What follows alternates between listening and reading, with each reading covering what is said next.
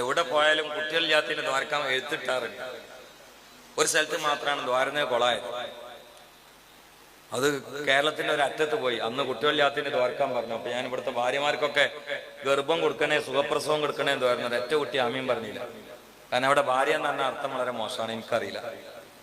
അവിടെ ഭാര്യ എന്ന് പറഞ്ഞാൽ വേശ്യ എന്ന് അതിന്റെ അർത്ഥം. അപ്പൊ ഞാൻ ദ്വാരുന്നതിന്റെ അർത്ഥം എന്താ? ഇവിടുത്തെ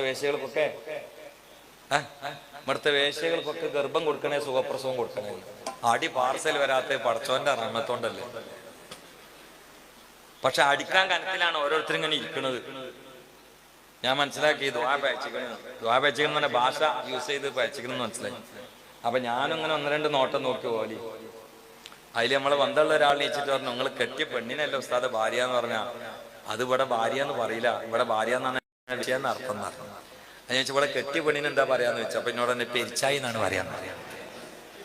അതിൽ ഞാൻ ദ്വാണ്ട് അടിച്ചു കയറ്റി ഇവിടുത്തെ പെരിച്ചായൽക്കൊക്കെ സുഖപ്രസവം കൊടുക്കണം. ഓരോ നാട്ടിലും ഓരോ ഭാഷയായിരിക്കും. അസ്സലാമു അലൈക്കും. ഈ വയല് പറയുന്ന മുസ്ലിയാക്കന്മാര് അവര് വയലിങ്ങനെ പറഞ്ഞുകൊണ്ടിരിക്കുമ്പോ അല്ലെങ്കിൽ ചരിത്രമോ ഈ കഥാപ്രസംഗമൊക്കെ നടത്തിക്കൊണ്ടിരിക്കുന്ന സമയത്ത് ഈ വേദിയിലിരിക്കുന്ന ആളുകൾക്ക് ഒരു ഉറക്കം തൂങ്ങൽ വരും, ഒരു ഉഷാറ് കുറവ് വരും. അങ്ങനെ വന്നു എന്ന് തോന്നിക്കഴിഞ്ഞാൽ ഇവരെന്ത് ചെയ്യും? ഒരു കൗണ്ടർ അങ്ങോട്ട് കൊടുക്കും. അത് ഒരു തമാശയായിട്ടാണ് പറയുക. അതിൽ മിടുക്കന്മാരായ പല മുസ്ലിയാക്കന്മാരും ഉണ്ട്. അതൊന്ന് പരീക്ഷിച്ചു നോക്കിയതാണ് ഇവിടെ ജലീൽ റഹ്മാനി എന്ന് പറയുന്ന ഇയാള്. ഇദ്ദേഹം കേരളത്തിന്റെ ഒരു ഏതോ ഒരു തലക്കേന്നാ പറഞ്ഞത്. കർണാടക എന്ന് പറയുന്ന സംസ്ഥാനത്ത് ഒരു ഭാഗത്ത് അവരുടെ സംസാര ഭാഷയില് ഭാര്യ എന്നുള്ളതിന് പെരിഞ്ചായി എന്നാണ് പറയുക, പെരിച്ചാഴി അല്ല. പെരിച്ചാഴി എന്ന് പറഞ്ഞാൽ കുഴിമൊയൽ എന്ന് പറയുന്ന എലിയുടെ വലിയ ആ ഒരു സാധനം, അതല്ല. പെരിച്ചാഴി അല്ല, പെരിഞ്ചായി എന്നാണ് പറയുക. പിന്നെ ഭാര്യ എന്ന് പറഞ്ഞാൽ അത് അനാവശ്യ വാക്കാണ് എന്ന് ആണ് ഇദ്ദേഹം ഇവിടെ പറയുന്നത്. ഇദ്ദേഹം മലയാളത്തിലല്ലേ അവിടെ വയലു പറയാൻ പോയിട്ടുള്ളത്. അപ്പോ ആ വയല് കേൾക്കുന്ന ആളുകൾക്കൊക്കെ മലയാളവും അറിയും എന്നുള്ളതല്ലേ. അപ്പോ ഇദ്ദേഹം അവിടെ ഭാര്യ എന്ന് പറഞ്ഞാല് അദ്ദേഹത്തിന്റെ ഭാഷയിലാണ് പറഞ്ഞത് എന്ന് മനസ്സിലാക്കാൻ കഴിയാത്ത ആളുകളാണോ അവിടെ ഉള്ളത്? ആണോ? മലയാളത്തിൽ സംസാരിക്കുന്ന മുസ്ലിയാരെ കൊടുന്നിട്ട് മലയാളത്തിൽ പ്രസംഗിപ്പിക്കുമ്പോൾ അവിടുത്തെ ആളുകൾക്ക് മലയാളവും അറിയാം എന്നുള്ളതല്ലേ അതിൽ നിന്ന് നമുക്ക് മനസ്സിലാക്കാൻ കഴിയുക. ഭാര്യ എന്ന് പറഞ്ഞാല് വളരെ മോശപ്പെട്ടൊരു വാക്കാണ്. പിന്നെ പറയുക എന്താണ്? പെരിച്ചായി എന്നാണ് പറയാ എന്നുള്ളതാണ്. ഉസ്താദെ, അക്ഷരത്തെറ്റ് ഒന്ന് തിരുത്തുക. പെരിഞ്ചായി എന്ന് പറയുന്ന ഒരു ഭാഗമുണ്ട് ഭാര്യയ്ക്ക്, ഒക്കെ ശരിയാണ്. ഏതായാലും താങ്കൾ ഒരു കൗണ്ടർ പറഞ്ഞതാണ്. ഇത് ട്രോളായിട്ട് പല ആളുകളും ഉപയോഗിച്ചുകൊണ്ടിരിക്കുന്നുണ്ട്. താങ്കളെ കുറ്റപ്പെടുത്തിക്കൊണ്ടും അതുപോലെ ട്രോളിക്കൊണ്ടൊക്കെ ഞാനും വീഡിയോ ചെയ്തിട്ടുണ്ട്. ഈ പറഞ്ഞത് അദ്ദേഹത്തിന് ഉണ്ടായതായിരുന്നുവെങ്കിൽ കേരളത്തിന്റെ ഏതോ ഒരറ്റത്ത് എന്ന് പറഞ്ഞത് ആ കർണാടകയിൽ ആ സ്ഥലത്തിന്റെ പേര് താങ്കൾക്ക് പറയാമായിരുന്നു. അപ്പോ അതൊരു സത്യസന്ധത ഉണ്ടാവുമായിരുന്നു. നിങ്ങളൊരു കൗണ്ടർ പറയാൻ വേണ്ടിയിട്ട് പറഞ്ഞ ഒരു കാര്യമാണത്. അല്ലെങ്കിൽ താങ്കൾക്ക് വിശദീകരിക്കാം താങ്കൾ പോയ ആ സ്ഥലം ഏതാണെന്ന്. ആ സ്ഥലത്ത് എന്നാണ് താങ്കളുടെ പ്രോഗ്രാം നടന്നത് എന്നുള്ളത് ഞാൻ അന്വേഷിച്ചിട്ട് പറയാം. ഓക്കെ, അത് ഈ അടുത്ത കാലത്താണെന്നുണ്ടെങ്കിൽ ആ പറഞ്ഞ കാര്യത്തിന്റെ വീഡിയോ ശകലവും കിട്ടുമോ എന്ന് നോക്കാം. അല്ലാതെ കൗണ്ടർ പറയുമ്പോൾ എൽമിന്റെ വേദിയാണ്, നല്ലതിന് വേണ്ടിയിട്ട് നുണ പറയാം എന്നുള്ള ആ ഒരു സംഭവമല്ല. കൗണ്ടറൊക്കെ ആയിക്കോളി, നല്ല കൗണ്ടറുകൾ പറയുക. അപ്പൊ കുഞ്ഞായി മുസ്ലിയാരെയും മങ്ങാട്ടച്ചന്റെയും കഥയൊക്കെ പറയാറുണ്ട് ചില മൂലിയാക്കന്മാര്. അതേപോലെ തന്നെ സീതിയാജിയുടെ കഥ പറയാറുണ്ട്. അപ്പൊ ഈ കഥ പറയുക, കഥ പറഞ്ഞിട്ടല്ല ആളുകളെ പുളകിതരാക്കേണ്ടതും ഉറക്കിൽ നിന്ന് ഉണർത്തേണ്ടതും നല്ല നല്ല ഇൽമു പറഞ്ഞുകൊണ്ടാണ്, ആളുകൾക്ക് ഇൽമു നൽകിക്കൊണ്ടാണ്. അല്ലാതെ കഥ പറഞ്ഞിട്ട് ആളുകളെ ഉഷാറാക്കുകയും ഉറക്കിൽ നിന്ന് ഉണർത്തുകയൊക്കെ ചെയ്യുന്ന ചെപ്പടി വിദ്യകൾ അതൊന്നും ഇനി വിലപ്പോകൂല എന്നുള്ളതാണ്. ഇൻഷാ അല്ലാഹ് നല്ലൊരു തൗഹീദി പ്രഭാഷണം ഇതിന്റെ ബാക്കിൽ ചേർക്കുന്നുണ്ട്. കാണുക, മനസ്സിലാക്കുക. അള്ളാഹു അനുഗ്രഹിക്കട്ടെ. അസ്സലാമു അലൈക്കും വറഹ്മത്തുള്ളാഹി വബറകാതുഹു. ഉറൂസ് എന്ന് പറഞ്ഞാൽ എന്താണ് പോലും? പുതിയാപ്പള അറകൂടിയതിന്റെ വാർഷികമാണത്രേ. ഒരു മുസ്ലിയാർ ഇപ്പോൾ നൽകുന്ന വ്യാഖ്യാനം എന്താണ്? പുതിയാപ്പള ഖബറിലെത്തിയപ്പോ പുതിയാപ്പള അറയിൽ കൂടിയിരിക്കുകയാണ്, ഔലിയപ്പാപ്പയും ബീവിയൊക്കെ. അപ്പൊ അറകൂടിയ ദിവസം ഇങ്ങനെ കൊല്ലം തോറും ഇങ്ങനെ ആവർത്തിച്ചു വരുമ്പോ അറകൂടിയ ദിവസമാണ് അറൂസ്, അറകൂടിയ ഉറൂസ് എന്നും പറഞ്ഞിട്ട് അവിടെ ഇങ്ങനെ അവരെ വിളിച്ചു പ്രാർത്ഥിക്കാനും പലരും ത്തിലുള്ള സമ്പ്രദായങ്ങളും വിളക്ക് കത്തിക്കാനും അവരെ വിളിച്ച് ദുആ ചെയ്യുവാനും അവരോട് സങ്കടം പറയാനും പൊട്ടിക്കരയുവാനും ഞങ്ങളുടെ വിഷയങ്ങളൊക്കെ തീർത്തു തരണേ എന്ന് അവിടെ മനം പൊട്ടിക്കരയാനും അവിടെ തയ്യാറാക്കിയ ഭക്ഷണം ആ ഉദ്ദേശത്തോടെ കഴിക്കാനും അവിടുത്തേക്ക് നേർച്ച സംഭാവനകൾ കൊടുക്കാനും അങ്ങനെ വന്നവരായ ഞങ്ങളുടെ ആവശ്യങ്ങളൊക്കെ തങ്ങൾ പാപ്പൊക്കെ കൃത്യമായിട്ട് അറിയുന്നുണ്ട് എന്ന ശിർക്കൻ വിശ്വാസത്തിന്റെ അടിസ്ഥാനത്തിൽ ഉറൂസുകൾ നടത്തുന്നു. നബി സല്ലല്ലാഹു അലൈഹി വസല്ലമ പഠിപ്പിച്ച ആശയത്തിന്റെ ഏതിനോടാ അതിന് യോജിപ്പ്? ഒരിക്കലും യോജിക്കൂല സുഹൃത്തുക്കളെ, ഇല്ല. ഇനിയതാ ഞങ്ങളുടെ ഭാഗങ്ങളിലൊക്കെ ഇവിടെയില്ലാത്ത വേറെ ചില സമ്പ്രദായങ്ങളും അതെന്താണ്, ജാറങ്ങളുടെ നേർച്ചകളോടനുബന്ധിച്ച് മുട്ടും വിളിയുമുണ്ട്, ആനയുണ്ട്, അമ്പാരിയുണ്ട്, ബാൻഡുണ്ട്, ചെണ്ടയുണ്ട്, കുഴൽ വിളികളുണ്ട്, സമ്പ്രദായങ്ങളുണ്ട്.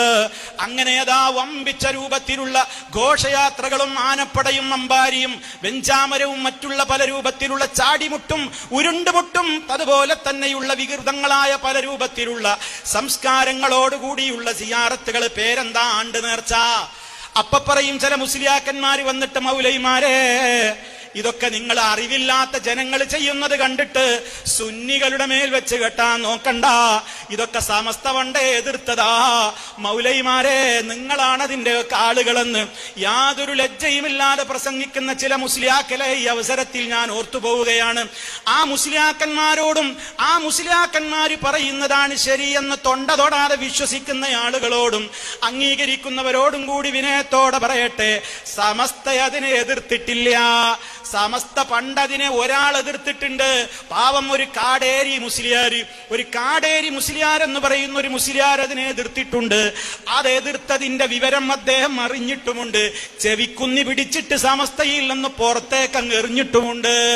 അതാ സമസ്ത എതിർത്തത്. എന്നാ പിന്നെ ചില മുസ്ലിയാക്കന്മാരൊക്കെ പറയുന്നുണ്ട്, ഞങ്ങൾ ചെണ്ടക്കെതിരാ, ബാൻഡിനെതിരാ, ആനക്കെതിരാ, തുടിമുട്ടിനെതിരാ എന്നൊക്കെ പറയുന്നുണ്ട്. നിങ്ങൾക്കങ്ങനെ പറയാൻ എന്ത് അവകാശമാണുള്ളത്? നിങ്ങൾ സമൂഹത്തോട് പറയണം. ഒരുപാട് കാലമായി നിങ്ങൾ ചിലയിടത്തൊക്കെ വന്നിട്ട് ഇങ്ങോട്ട് പറയും ഞങ്ങളൊക്കെ അതിനെതിരാണ്, അത് ചില വിവരമില്ലാത്ത ആൾക്കാർ ചെയ്യുന്നതാണെന്ന്. എന്നാൽ ഏറ്റവും വലിയ ആലിമെന്ന് നിങ്ങൾ തന്നെ ഏറ്റവും പരസ്യം കൊടുക്കുന്ന ഏറ്റവും പ്രസിദ്ധനായ 4 മദ്ഹബിലെയും ഇൽമുകൾ ഒന്നാകെ കലക്കി കുടിച്ച് ഫത്വ കൊടുക്കാൻ മാത്രം തെന്നിന്ത്യയിൽ അറിയപ്പെട്ട മുഫ്തി എന്ന് നിങ്ങൾ വിശേഷിപ്പിക്കപ്പെടുന്ന കോഴിക്കോട് ഫറോക്കിനടുത്തുള്ള ചാലിയത്തുകാരനായ അഹമ്മദ് കോയ ശാലിയാത്തി എന്ന് പറയുന്ന ഒരു പണ്ഡിതൻ, അദ്ദേഹം എത്രയോ കാലമായി മരിച്ചുപോയിട്ട് അദ്ദേഹത്തിന്റെ ഒരു ഫത്വ സുന്നി വോയിസിലും വന്നിട്ടുണ്ട്, മറ്റു സ്ഥലങ്ങളിലും വന്നിട്ടുണ്ട്. അതെന്താണ്? മുട്ടും വിളിയോടുകൂടി സിയാറത്തിന് പോകൽ അനുവദനീയമാണ്. മുട്ടുംവിളി അനുവദനീയാണ്. മമ്പർത്തപ്പാപ്പാക്ക് വലിയ ഇഷ്ടമായിരുന്നു എന്നാണ്. മമ്പർത്തപ്പാപ്പാക്ക് സിയാറത്തിന് പോകുമ്പോ ചെണ്ട മുട്ടിപ്പോണത് വലിയ ഇഷ്ടമായിരുന്നു എന്നാണ്. പെരുമ്പടപ്പ് പുത്തമ്പള്ളി കുഞ്ഞാമത് മുസ്ലിയാർക്ക് പെരുത്ത് ഇഷ്ടമായിരുന്നു എന്നാണ്. അതുപോലെ തന്നെ അല്ലാമ റംലി ഇമാമിന് വലിയ ഇഷ്ടമായിരുന്നു എന്നാണ്. ഇങ്ങനെ കൺകണ്ട വലിയ വലിയ അഴിമത്തുകളായ നേതാക്കന്മാർക്കൊക്കെ ഇഷ്ടമായിരുന്നു എന്നാ നിങ്ങൾ എഴുതി വെച്ചത്.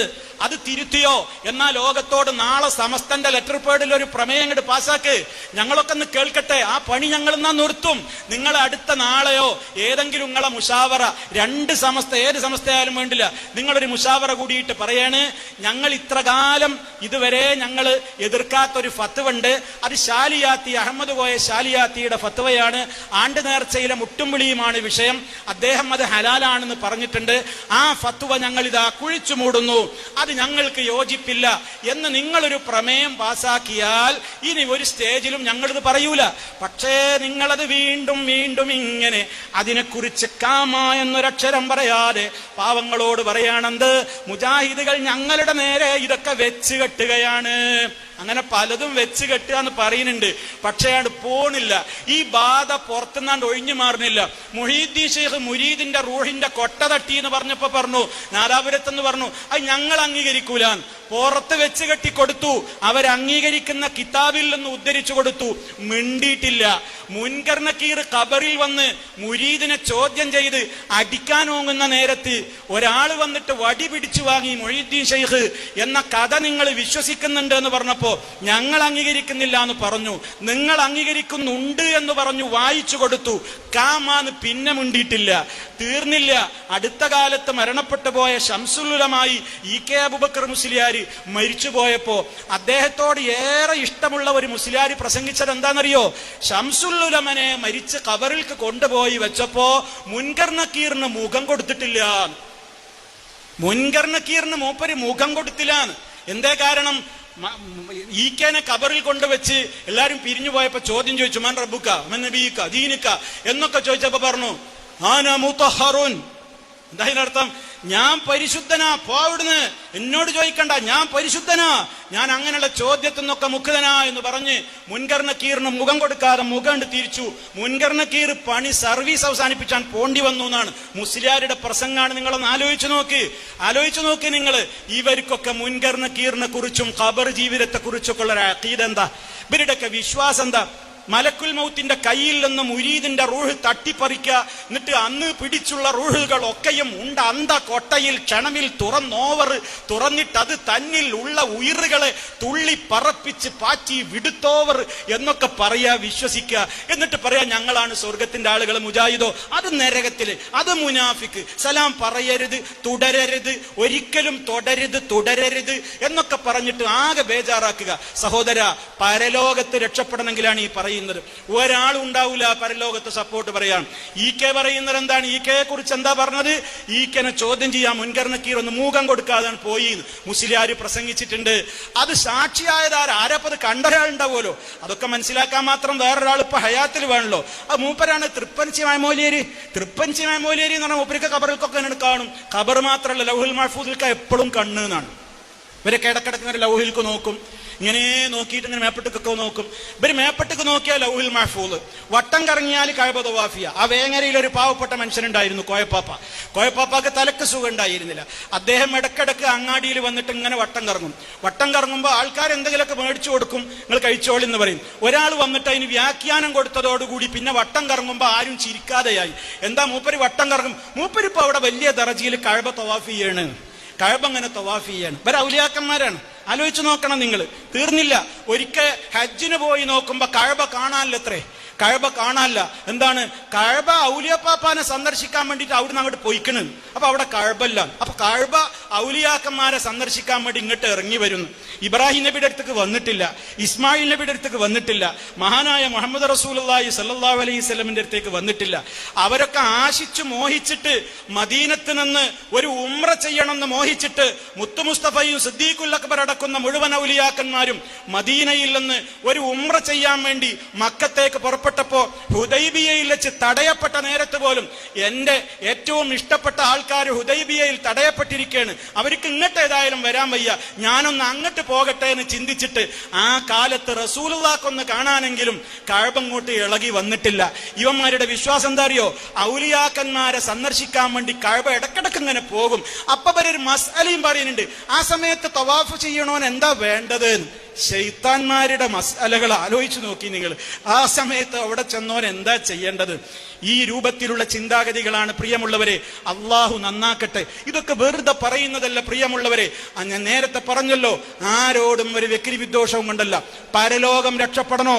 ഇത്തരത്തിലുള്ള അന്ധവിശ്വാസങ്ങളുടെ മാറാപ്പ് ഇറക്കി വെച്ച് ആ കൂടാരത്തിൽ നിന്ന് രക്ഷപ്പെട്ടോളൂ സഹോദരങ്ങളെ. നമ്മൾ ആലോചിക്കണം, എന്ത്?